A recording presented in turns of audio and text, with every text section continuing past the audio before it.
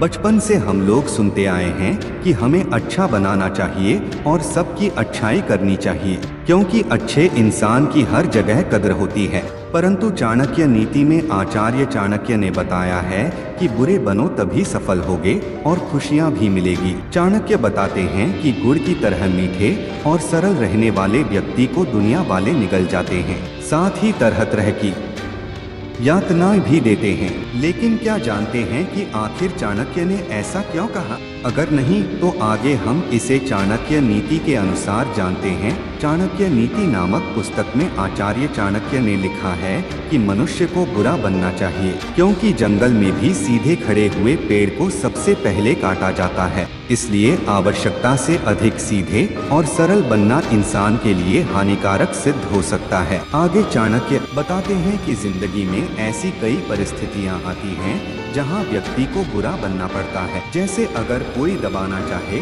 तो ऐसे में दबकर जिंदगी नहीं जीनी चाहिए, क्योंकि हर इंसान को अपनी जिंदगी खुलकर जीने का पूरा हक है। चाणक्य बताते हैं कि जो भी इंसान इस धरती पर जन्म लिया है उसे 70 से 80 साल जिंदगी जीने के लिए मिली है। ऐसे में हर मनुष्य को इस जीवन काल को खुलकर जीना चाहिए, न कि किसी के दबाव में आकर करने से मना कर रहा है और जबरदस्ती करवा रहा है।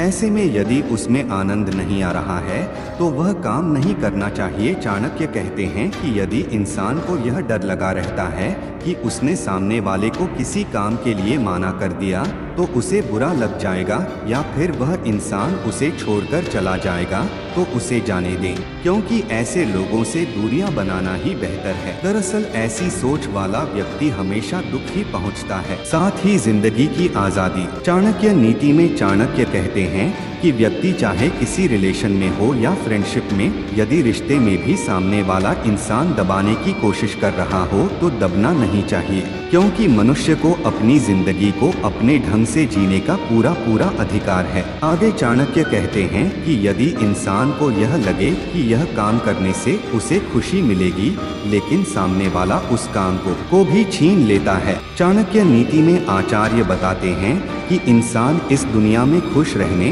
और जिंदगी मदद से जीने के लिए आया है, इसलिए किसी के इशारे पर कठपुतली की तरह नाचने की आवश्यकता नहीं है।